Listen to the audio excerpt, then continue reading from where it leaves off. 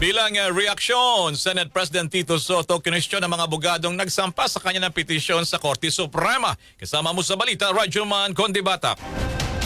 RMN Live Report! Kinwestiyon ni Senate President Tito Soto III ang mga abogadong naghain sa kanya ng petisyon sa Korte Suprema.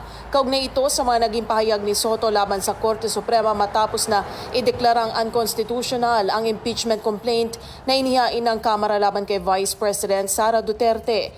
Ayon kay Soto, hihintayin muna niya ang kopya ng petisyon mula sa Korte Suprema bago niya sagutin ang tungkol dito.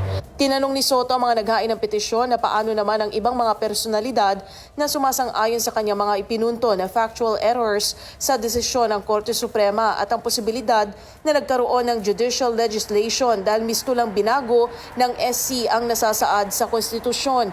Kabilang sa mga kinatigan ng kanyang naging mga puna sa desisyon ng SC, sina retired SC Justice Adolfo Azcuna, San Beda University Graduate School of Law Dean Father Ranilio Aquino, UP College of Law Associate Dean Paulo Yamese, Attorney Wilfredo Garrido, Law Dean Mel Santa Maria, Manolo Quezon III at iba pa na pareho rin niya ng mga napuna. Kahapon ay naghain ng petition for indirect contempt sa Supreme Court laban kay Soto, sina Attorney Manuelito Luna, Attorney Ferdinand Topacio at Attorney Harold Respicio dahil lumalampas na umano ang Senate President sa legitimate commentary na sumisira umano sa kredibilidad ng Korte Suprema sa taong bayan.